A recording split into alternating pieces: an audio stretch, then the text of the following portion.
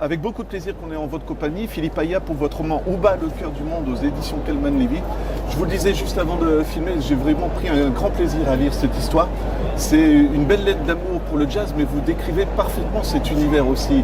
Est-ce que c'est facile quand on parle de la musique de mettre des mots dessus, quoi, tout simplement? Non, c'est pas facile. Et mon personnage, Darius, voilà, dans le roman, a perdu sa voix à cause d'un événement dramatique qui lui est arrivé dans sa jeunesse. Et donc il n'a plus de voix. Et il découvre la musique, et, le jazz notamment, et un instrument qui est la clarinette, puis plus tard le saxophone. Et il se dit, mais alors, on peut parler même en ayant perdu sa voix, puisque la musique permet d'exprimer beaucoup de choses, sans mots, sans cordes vocales, mais avec d'autres ressources, d'autres inspirations. Et je crois effectivement que la musique dit beaucoup de choses. Alors il faut la faire parler. Et ça, c'est la difficulté du métier d'écrivain, c'est de faire parler la musique. Et moi, la façon la plus simple que j'ai trouvée de faire parler la musique, c'est finalement d'exprimer les émotions qu'elle suscite. Et du coup, le choix du jazz, bon, je pense que vous aimez le jazz, mais est-ce que c'était le style musical qui vous semblait le plus approprié pour cette histoire? Oui, alors j'aime beaucoup le jazz. En tant qu'amateur, je ne compose pas, j'improvise pas. Mais le jazz, c'est une musique qui vient du blues. Et le blues est très mélancolique. Le blues, c'est la musique des esclaves noirs à la Nouvelle-Orléans. Et c'est une musique qui dit la souffrance. Mais le jazz la rend quand même très joyeuse. Il y a beaucoup d'accents de joie dans la musique jazz, malgré les notes blues. Et j'ai trouvé que ça correspondait très très bien à l'état d'esprit de mon héros, qui toute sa vie n'aura qu'une obsession, c'est de soulever ce voile de douleur qui recouvre l'existence pour y déceler quelques espaces de joie, et ce peu de joie possible dont on est tous à la recherche tout au long de notre vie. Et c'est très belles origines aussi, on va dire. Au début, ça se passe à Tunis, hein, tout simplement. Enfin, tout simplement, c'est important pour le personnage. Oui. Et ça semble logique, parce qu'au début, je me disais, Tunis, le jazz, ça va pas être évident. Je vous laisse nous expliquer un petit peu comment il va être amené au jazz, parce qu'on part aussi dans la grande histoire, finalement, avec votre roman. Oui. Alors, j'ai beaucoup aimé d'ailleurs ce contraste entre le lieu où il est né, Tunis, dans les années 30, sous protectorat français. A priori, c'est pas un endroit où on joue du jazz. Exactement.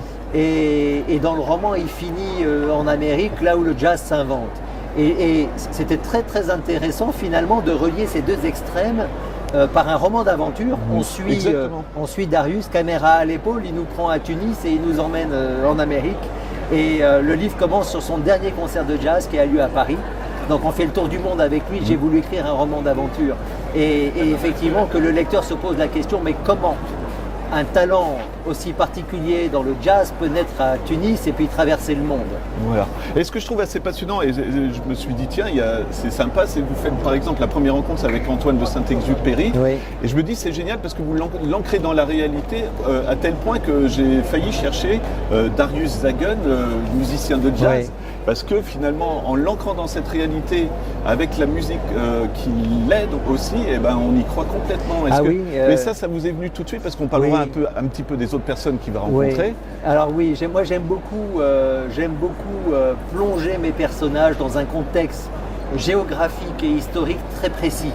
Tunis dans les années 30, la guerre, la libération de la Sicile, de l'Europe, l'Amérique dans les années 40 et 50. Les États du Sud des États-Unis. Donc, j'aime bien avoir un décor le plus précis et rigoureux qui soit. Et mes personnages sont des personnages de pure fiction. Mais quand ils se baladent dans ces décors, ils rencontrent des gens qui ont vraiment existé. Alors, pour tous les célébrités qu'ils croisent sur son chemin, je tiens à dire que ce sont donc tout ce qui leur arrive à ces célébrités, c'est rigoureusement ce qui leur est arrivé à cet endroit et à ce moment. Donc Dizzy Gillespie dans le groupe de jazz pendant la guerre, il a eu une altercation avec son chef d'orchestre à New York. Du coup, il ne pouvait plus rester là. Il est parti en Tunisie pour encourager les GIs qui venaient libérer l'Afrique du Nord. Et il était là à ce moment-là. Et à ce moment précis, il a composé son standard Night in Tunisia. Tout ça s'est vraiment passé. Saint-Exupéry dont vous parlez est effectivement arrivé à Tunis à ce moment-là, parce qu'il a été pris dans une tempête de sable, il a dû poser son avion et il a pris un petit déjeuner avec le résident général Voilà. au moment où mon personnage va le rencontrer. Est-ce que vous avez le sourire quand vous écrivez des scènes comme ça? Ah Parce oui, que ça colle c'est un complètement. bonheur. Ouais. Parce que en fait, le métier d'écrivain, ça peut être très dur et très aride Oui. quand l'histoire se refuse à nous. Ouais. Et c'est un grand bonheur quand les personnages vous emportent. Ouais. Et là, vous savez quand ça arrive que vous êtes dans votre sincérité d'écrivain. Et là, vous avez le sourire. Alors je vais reciter un nom, mais après j'arrêterai parce que je veux pas Ouais. que ça devienne que ça, mais j'ai trouvé ça absolument génial parce que premièrement, c'est la vie est faite de sacrifices, donc s'il veut partir aux États-Unis, il doit faire la guerre en s'engageant dans l'armée américaine, et il va rencontrer qui sur une plage pendant le débarquement, je vous laisse le dire quand même, c'est impressionnant, et ça colle encore une fois, quoi. Oui, parce que donc il est embarqué par les GIs, il va libérer la Sicile. Et évidemment, il est dans la section de... Et ça, c'est la réalité ça, hein, voilà, ouais, ouais. précise.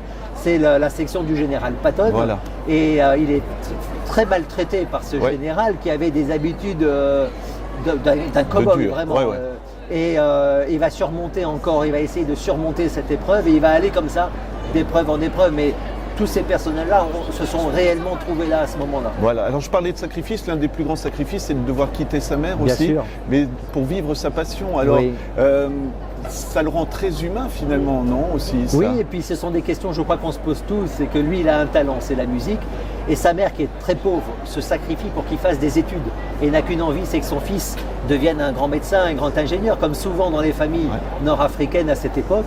Et à un moment donné, quand il croise la route des GIs, et que les GIs remarquent ce talent, et lui disent « Viens avec nous, c'est en Amérique que le jazz s'invente », là, il est soumis à un dilemme effroyable. Il se dit « Est-ce que je pars et je fais souffrir ma mère qui s'est tant sacrifiée pour moi? Est-ce que j'ai le droit de faire souffrir ce que j'aime pour pouvoir exister ?» Et inversement, sa mère se dit « Mais ce talent, je ne le comprends pas. Moi, tout ce que je lui dis, toutes ces études, c'est pour son bien. Est-ce que je me trompe? Est-ce que je peux me tromper par amour ?» Et voilà, et c'est cette tension entre la mère et l'enfant qui est la trame du livre du début jusqu'à la fin. Voilà. Et ce que je trouve passionnant aussi, c'est la dureté du monde du jazz. Parce qu'il arrive à New York, d'accord, tout le monde lui a dit à Tunis, t'es vraiment génial, tu vas être super et tout. Il arrive à New York et là, c'est la grande claque. Ah oui, parce qu'il va postuler, enfin oui. je ne sais pas si on dit postuler, mais il va passer je ne sais plus comment on dit, mais bref, il va rentrer dans des clubs de jazz pour jouer. Et il rencontre à nouveau, ça m'a marqué, Dizzy Gillespie, qui ne sait même plus qui c'est. Ah oui, et finalement, il arrive en Amérique et c'est un monde aussi violent que la guerre. C'est l'Amérique d'un capitalisme effréné et d'un racisme très prononcé. Ouais. Et lui, d'abord, il va avoir une première surprise. Il va se dire, mais il y a des milliers de gens qui ont un talent comme le mien. À Tunis, j'étais le seul. Mais là, à New York, donc comment je vais faire pour percer? Exactement. Et il commence à douter. Et il fait un pas en avant, un pas en arrière. Il veut renoncer. Et là, on est confrontés tous à ça. Il y a des milliers de gens qui ont un talent. Qu'est-ce qui fait qu'un jour, il y en a un qui perce? Et puis, il va être confronté à un double racisme. Le racisme des Noirs qui voient un Blanc s'approprier leur musique. Et les Noirs lui disent, mais toi, t'es blanc, ta couleur de peau ne t'autorise pas à jouer du jazz. Et il va être confronté au racisme des Blancs vers les Noirs, puisqu'il va être mêlé à des orchestres de musiciens noirs, et les Blancs vont lui en vouloir de se mêler aux Noirs. À une époque où dans les bus, vous aviez des places réservées aux Noirs à l'arrière du bus, et des robinets et des fontaines réservées aux Noirs.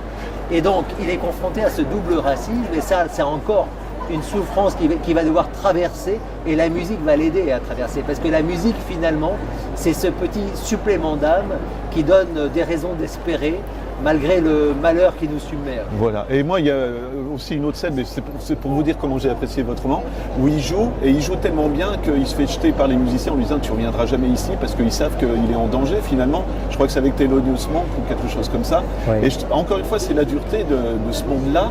Et le racisme, alors je pensais au film Green Book, je ne sais pas si... Absolument. C'est superbement décrit, parce que là aussi, comment ça se passe? Il part en tournée avec Birdie ou Bird, hein, voilà.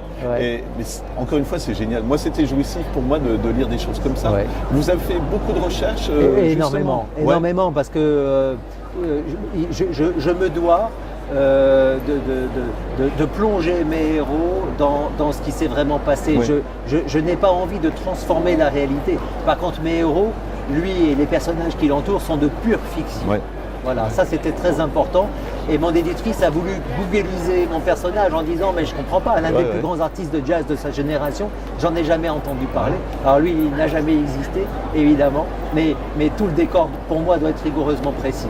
Est-ce qu'on pense un peu cinéma quand on écrit comme ça? Parce que c'est très visuel aussi, finalement. Oui, moi on pense un peu cinéma parce que je fais toujours attention à rester dans la tension du récit. Oui. Ça, c'est très important. La scène d'ouverture est très belle, justement, parce qu'elle se passe à Paris et tout d'un coup, on est un petit peu déstabilisé parce qu'on va repartir dans... Oui. Ça, vous l'avez écrite tout de suite ou c'est... Non, en fait, j'ai voulu d'abord raconter la vie de mon personnage, Darius, en 11 séquences. Chacune des séquences, c'est un plan avec une unité d'action, une unité de lieu. D'accord. Et mon grand pari en tant qu'écrivain, c'était de reconstituer la fluidité et l'homogénéité d'une vie entière, mais en la découpant en 11 morceaux. Et comment je fais pour que les morceaux se répondent les uns les autres pour qu'on n'ait pas l'impression de la coupure. Et ça, c'était un travail difficile. Et j'ai voulu déstructurer le récit et enlever sa linéarité. Donc on commence à la fin de sa vie et on va de flashback en flashback. D'accord. Alors quand on raconte une vie, il y a forcément des histoires d'amour. Moi, je dirais plus ce sont des muses. Pour moi, il y a deux personnes. Il y a Lou qui, à Tunis, va vraiment le motiver. Oui. Et puis aussi Dina. Dina, exactement. Ouais. Est-ce que vous seriez d'accord pour dire que c'est plus des muses que des amours? Oui, c'est des muses plus que des amours. Et malgré tout son talent, il faut quand même beaucoup de chance pour réussir. Il faut du courage, il faut du talent. Il faut la force insufflée par ses parents qui vous permettent de gravir des montagnes. Mais il faut aussi beaucoup de chance. Et cette chance, elle se matérialise souvent dans les rencontres que vous faites. Et il a rencontré Lou, une jeune femme à Tunis, une Française qui habite Tunis, qui avait un talent pour le théâtre, mais qui n'a jamais osé s'opposer à ses parents pour affirmer son talent. Exactement. Et donc elle fait une projection sur Darius en lui disant ce que moi j'ai pas vécu, je t'encourage toi à le vivre. Elle le pousse, elle le pousse à partir. Et puis Dina, c'est une femme qu'il rencontre quand il arrive à New York. Il est complètement paumé, mais elle aussi, et ils se sauvent mutuellement. Et elle a un caractère, une force de caractère que lui n'a pas forcément. Et elle devient son impresario et elle le pousse vers le chemin du succès.